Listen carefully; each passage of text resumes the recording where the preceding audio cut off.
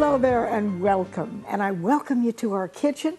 And I've looked forward to this for so long. And I'm just thrilled to have Marion St. Clair here. And she is a garden writer. Now, we are not going to do food, but we have something interesting, and she has lots to share with us. But we're going to show you today, or she is, how to bring birds into our environment and our yards.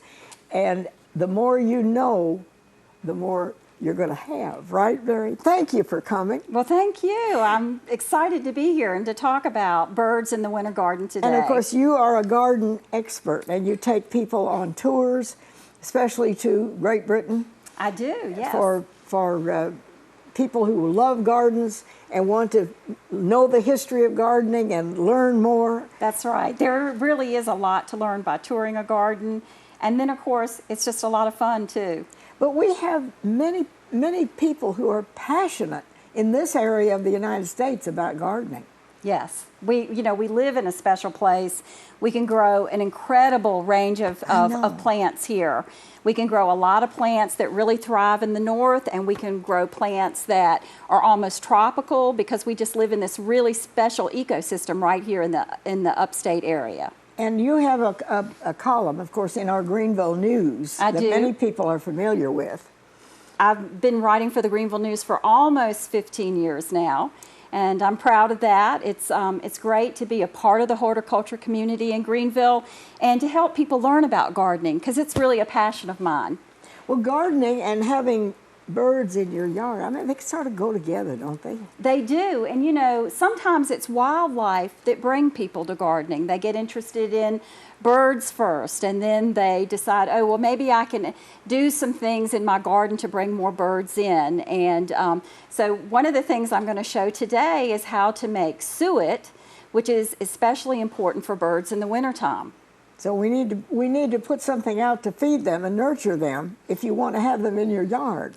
Well, of course, winter is really hard on a lot of species of animals, and birds in particular. They're very small little animals, and it's hard for them to stay warm. And one of the best ways for them to stay warm is to rev up that metabolism, and they need high-calorie fuel to be able to do that, and that's where the suet comes in. And we have some birds who stay here, and we have some birds who leave. Yes, yeah. And then they come back in the spring, hopefully. Yes, yes. We do have some migratory birds in this area, but we have a lot of birds that are here all year long, and we want to make sure that, we provide that extra food for them because the things that they typically eat, the fruits off the trees, the berries, the nuts, and of course the insects. There's a great decline in insect populations when the weather gets cold.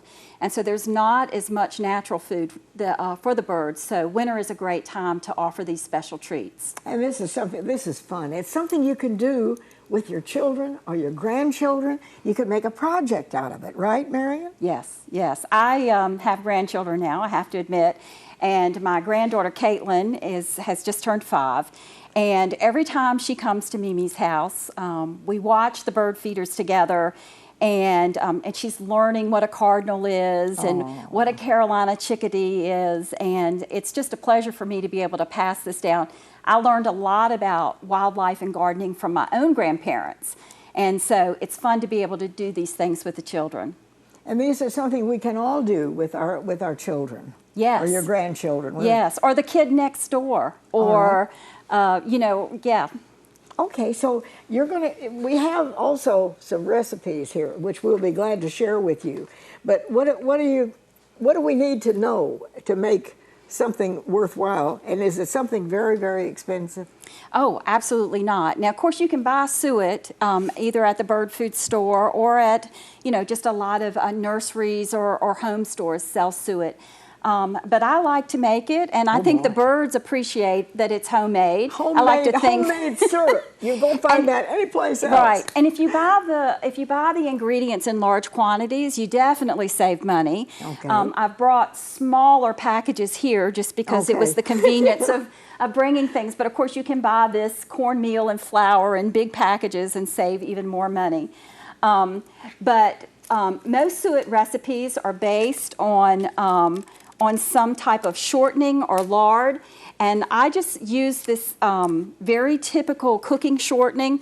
And I like to use this little pre-measured thing because it's just, you know, I save money where I can, but this is so convenient. You know exactly what you're putting in there. Right. Yeah. So this recipe calls for 1 cup of the shortening. And so I put that in the bowl first. We have 2 ingredients, and the name of this recipe, by the way, is peanut butter and jelly suet. Okay. So we're using peanut butter, and we're not using jelly, but we're using raisins, which are the substitute for the jelly. Well, one of the reasons that I like in particular to use this type of shortening is because this is a cup. It's pre-measured, but then it comes in this little container, and I know this is a cup too. So I use this to that's actually... your measuring cup. I use it as my measuring cup, and then I throw it away, and I don't have to wash it. All right. So...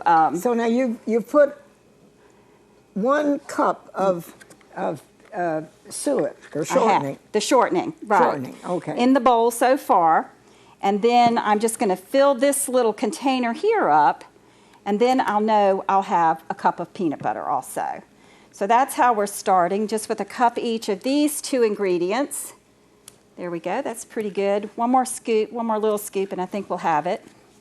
So you don't have to be exact, close is good enough. So now we have a cup of this, and I'm going to put it in here with the shortening. Just get that in there. All right. And the spatula is a little too, it's not great for mixing. So I have this little paddle. Okay. And this is an important part, and that's just mixing this well, but also mixing it a little bit vigorously so that it softens up a little bit. Now, and you use the crunchy peanut butter. I do use the crunchy peanut butter. I think having those little nuts in there are just really perfect, something a little extra for the birds. You know, a lot of suet will have nuts and seeds in it, and you can add those things to this recipe. It's a really flexible recipe. The main ingredients you want to keep the same, but then you can add little tidbits to it. Stir that up. Right. Really and good. I kind of mash it is what I do. Really sort of mash it. I think it really helps also to have a large bowl. In a little while, I'm going to be mixing with my hands. And so the large bowl works really well for that. So I've just about got this mixed now, and you can see how soft it is. Okay. Now, if you have a hard time, if it's really cold, you have a hard time softening this up, you can actually put the bowl in the microwave for 30 seconds on 50% power. Okay. So you don't want to melt it, but you can soften it just by putting a little warmth to it. But it also... But this has been sitting out, so it's kind of room temperature. Oh, yeah. It's all room temperature, so it softens up pretty quickly. So now that's a cup of shortening and a cup of crunchy peanut butter. Right. Okay. So there's 6 ingredients in all. We have the 2 that we put in here. So it was 1, 1. Now it's going to be 2, 2. And then 1, 1 again. Okay. So that the order of the ingredients. So what the 2, 2 is the quick cook oats. Okay. So we're going to put 2 cups. 2 cups of this in. Okay. There. And I'm going to use my paddle again. I think it helps to put the largest ingredients in first. So that's why we get the oats next. And you can see already that this is working itself into a thick mixture. All right, so we had 2 cups of that, and now we're going to put 2 cups of plain yellow cornmeal. You know, if you happen to have another type of cornmeal, an enriched cornmeal, that's probably fine too. But this, of course, is, you know, the plain is the cheapest, so...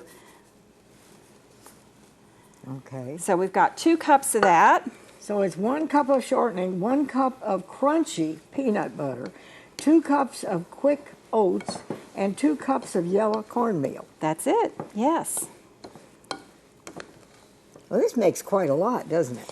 It will make 3 cakes. Okay. For the, of the suet. And what I find in my own garden is that the birds will eat about a cake a week, unless You're it's... kidding. Yeah, that much. And sometimes even more. So I figure when I have 3 cakes made and in the refrigerator, I have at least 2 weeks worth of food there, okay. And then I might have to make again. Okay, so this is getting pretty thick. So what I'm going to do is I'm going to put my little paddle aside. Whoops. Here, let me help you.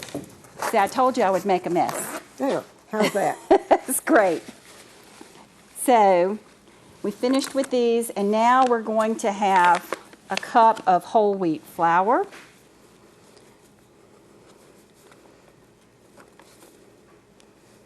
There you go. And now I'm going to just go ahead and start using my hands. All good cooks use their hands. You have to do that. I think it adds a little extra sweetness when you use your hands.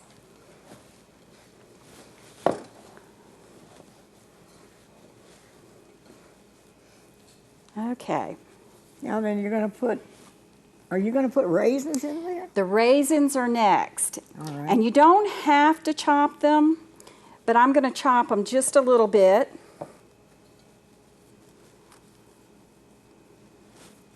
It does make a mess, but it's... Yeah. Yeah. Okay.